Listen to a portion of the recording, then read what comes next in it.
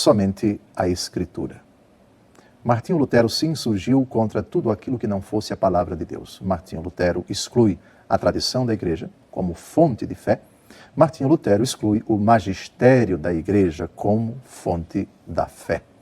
Esse tripé, para nós, é extremamente importante. Essas três realidades caminham juntas, seja na Bíblia, seja em 2000 anos de história da igreja. Bíblia, grande tradição, e o magistério da igreja, o Papa em comunhão com os bispos por expressa vontade de Deus. Martinho Lutero diz, não, cada um tem o Espírito Santo, portanto, é assistido pelo próprio Deus na interpretação da Escritura. Você não precisa de nenhuma tradição, porque você é infalível ao interpretar a Escritura. Você não precisa do magistério católico, porque você tem o Espírito Santo. Portanto, a única norma de fé para você, o único critério de ação da fé e do agir para o cristão é tão somente a palavra de Deus escrita. Somente a Escritura e basta. Essa afirmação de Lutero é extremamente complicada. É insustentável à luz da própria palavra de Deus. Primeira pergunta que se faz, onde está essa afirmação na Bíblia? Onde é dito, em algum lugar da Bíblia, somente a Escritura? Onde está em algum lugar na Bíblia que a tradição está excluída, que o magistério da igreja está excluído? Martinho Lutero se espelhava, se baseava, se radicava em alguns textos da Escritura que falam dela mesma para sustentar essa afirmação. Toda a Escritura é inspirada por Deus e útil para ensinar, para repreender, para corrigir e para formar na justiça. Por ela, o homem de Deus se torna perfeito, capacitado para toda boa obra. O apóstolo Paulo não fala absolutamente que somente a Escritura, ou seja, a palavra de Deus escrita. São Paulo fala toda a Escritura, é útil. Lutero, então, lê esse texto, dentre outros, e infere que a única norma de fé é a Escritura, a palavra de Deus escrita. Vamos a outro texto. Porque a palavra de Deus é viva, eficaz, mais penetrante do que uma espada de 2 gumes e atinge até a divisão da alma e do corpo, das juntas e medulas, e discerne os pensamentos e intenções do coração. Aqui se fala da palavra de Deus, mas não se diz que ela é escrita.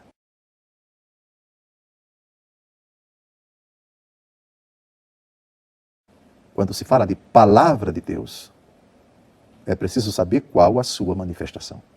Na Bíblia, nós temos 2 manifestações da palavra de Deus, escrita e oral. Quem veio primeiro? Não foi a escrita. Cristo prega. Depois os apóstolos, inspirados pelo Espírito de Cristo, pregam. E muito tempo depois, o que eles pregaram, colocaram por escrito. São Paulo, na carta aos Romanos, capítulo 10, diz que a fé vem da pregação, não da escrita. Deus não fala apenas pelo que está escrito. A palavra de Deus não está apenas na escrita, na Bíblia, que é a palavra escrita de Deus. A escritura que vem de escrita. Toda a escritura é palavra de Deus, mas nem toda a palavra de Deus está na escritura. Vamos à prova. Lucas capítulo 10, versículo 16. Quem vos ouve, a mim ouve. E quem vos rejeita, a mim rejeita. E quem me rejeita, rejeita aquele que me enviou. Ouve, não é quem vos lê, a mim lê. Isso quer dizer que no tempo de Jesus e depois de Jesus, ao longo da história da igreja, a palavra de Deus continua a se manifestar para além da Escritura.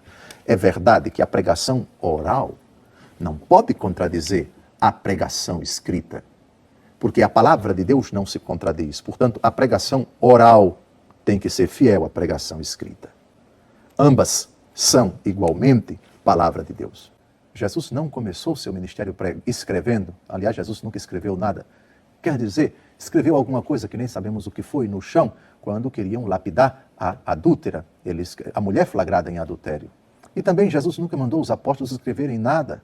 A única vez que o Senhor diz escreve O Senhor Jesus, ele já está na glória, já ressuscitou, já subiu ao céu, ao apóstolo João, escrevendo o Apocalipse, ao anjo da igreja de Laodiceia, ao anjo da igreja de Esmirna, ao anjo da igreja de Tiatira, escreve. É a única vez no Novo Testamento que o Senhor Jesus determina aos apóstolos que coloquem algo por escrito. Isso é importante, para que nós não absolutizemos a Escritura, tirando-a do seu contexto natural, que é a vida da igreja, que começou a sua ação no dia de Pentecostes, pregando e não escrevendo. Toda a Bíblia é palavra de Deus, mas nem todas as ações de Deus estão na Bíblia. Fez Jesus, na presença dos seus discípulos, ainda muitos outros milagres que não estão escritos neste livro. Mas estes foram escritos para que creiais que Jesus é o Cristo, o Filho de Deus, e para que, crendo, tenhais a vida em seu nome. Tenho muitas coisas para dizer-vos, mas agora não podeis suportá-las, disse Jesus num dos seus discursos de despedida. Outras coisas Jesus haveria de dizer depois, porque a igreja não teria capacidade de compreender naquele momento. A palavra de Deus, então, se reserva a ser revelada depois. Tradição significa transmissão. Um transmite para o outro com a pregação. Romanos, capítulo 10. A fé chega até ao coração pela pregação. É pela pregação que a palavra de Deus chega aos corações. Primeiro a pregação, assim foi na era apostólica, depois vem a escrita. Tradição, a realidade negada por Lutero como norma de fé. Segundo aos Tessalonicenses, capítulo 2, versículo 15, vejamos o que a Escritura diz sobre a tradição. Assim, pois, irmãos, ficai firmes e conservai os ensinamentos que de nós aprendestes, seja por palavras, seja por carta nossa. O texto aqui é incrivelmente claro. Como é que se sustenta aqui o princípio de só a Escritura, só a escrita, se o próprio São Paulo diz, seja por palavra nossa, seja por carta? Reconhecei que a longa paciência de nosso Senhor vos é salutar, como também vosso caríssimo irmão Paulo vos escreveu, segundo o dom de sabedoria que lhe foi dado. É o que ele faz em todas as suas cartas, nas quais fala nestes assuntos. Nelas, há algumas passagens difíceis de entender, cujo sentido os espíritos ignorantes ou pouco fortalecidos deturpam para a sua própria ruína, como o fazem também com as demais escrituras. Aqui está o grande perigo que ronda a igreja, quando se afirma, nós rejeitamos a tradição da igreja, nós rejeitamos o magistério da igreja como critérios de interpretação da Bíblia.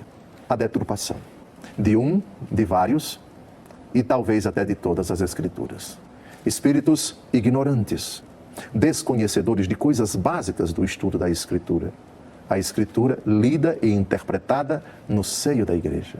Porque a Escritura foi fruto de uma ação do Espírito Santo na igreja. O mesmo texto da 2 Pedro, capítulo 1, versículo 20.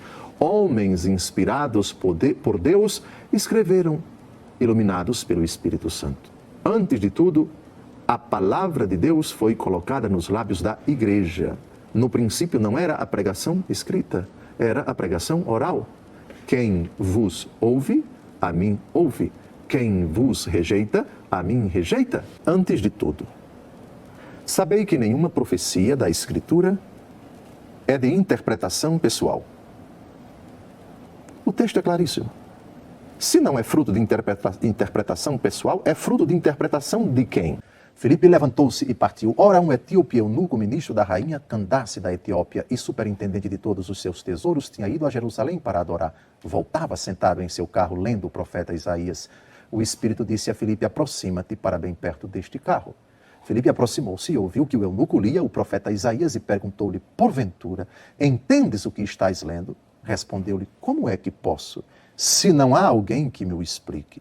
E rogou a Filipe que subisse e se sentasse junto dele. Você entende o que está na Escritura? É a pergunta que Filipe formula ao eunuco e que nós formulamos àqueles que insistem em defender somente a Escritura. A Escritura se basta a si mesmo? Ou será que não é preciso um outro critério igualmente vinculante de interpretação segura da Escritura? Aqui temos o magistério da igreja, aqui temos o diácono Filipe. Como eu posso entender se não tem quem me explique? Fora da Escritura, existe um critério de interpretação da Escritura. Primeiro vamos ver no próprio ministério de nosso Senhor Jesus Cristo, que ressuscitado se encarrega de nos mostrar isto. Lucas capítulo 24, de 25 a 27. Jesus põe-se a caminho com os discípulos de Emaús que estão voltando para a sua cidade no dia da Páscoa. Jesus lhes disse: ó gente sem inteligência, como sois tardos de coração para crerdes em tudo o que anunciaram os profetas? Porventura não era necessário que Cristo sofresse essas coisas e assim entrasse na sua glória? E começando por Moisés, percorrendo todos os profetas, explicava-lhes o que deles se achava dito em todas as Escrituras. Já com a pessoa de nosso Senhor Jesus Cristo, nós temos argumentos para refutar a tese de Martinho Lutero. Jesus explica as Escrituras.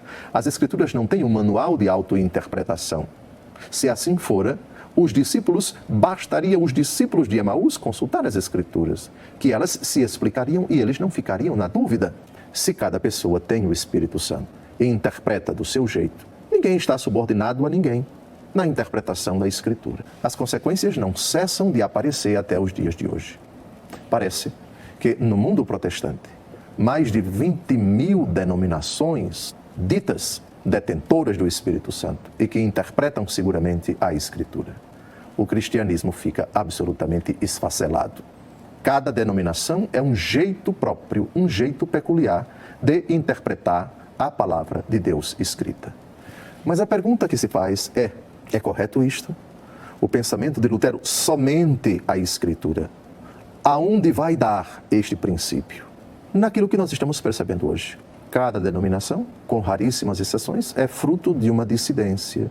Aquele batizado abriu uma outra igreja porque não se entendeu com os membros daquela outra. E essa, por sua vez, é oriunda de um cisma, de uma separação, de uma facção e assim por diante. Não precisamos da comunhão com aquele grupo de irmãos porque eu tenho o Espírito Santo e interpreto a Escritura do meu próprio jeito, da minha própria maneira, porque eu gozo da assistência do Espírito Santo. Martinho Lutero disse: somente a Escritura. Interpreto assim e é do meu jeito. Até o dia em que outro discordar. E o outro poderá dizer, porque também tem o Espírito Santo, eu discordo daquela interpretação, porque eu entendo dessa forma. E na impossibilidade de uma harmônica convivência, você segue o seu caminho, eu sigo o meu, você abre a sua igreja e eu abro a minha. Gálatas capítulo 1, versículo 7, um outro texto que mostra que dentro da comunidade cristã já havia pessoas com esse sentimento. Eu não preciso dos apóstolos nem dos bispos para interpretar as Escrituras. Isso gerava problemas. Isso foi combatido duramente pelos apóstolos. De fato, não há dois evangelhos. Há apenas pessoas que semeiam a confusão entre vós e querem perturbar o evangelho de Cristo. Na comunidade cristã de Corinto, já havia essa preocupação do apóstolo Paulo. Esse perigo, esse risco existia. Ele diz, uns dizem, 1 Coríntios, eu sou de Paulo, eu sou de Cefas, eu sou de Apolo, eu sou de Cristo. Estaria Cristo dividido? Cada grupinho tinha o seu jeito próprio de interpretar a Escritura. Um problema grave. A interpretação segura da palavra de Deus escrita, ela mesma palavra de Deus escrita, todas essas realidades eram impensáveis fora do contexto da igreja, que tinha uma hierarquia. No começo, os apóstolos, eles ainda vivos, os apóstolos com os seus sucessores, os bispos, e com a morte dos apóstolos, todos os bispos.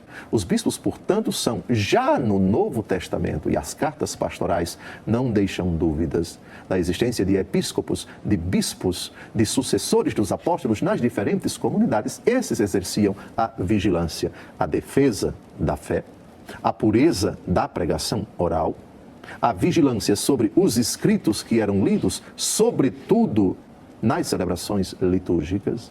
Assim, a Bíblia, que nasce no seio da igreja, permanece sempre dentro dela.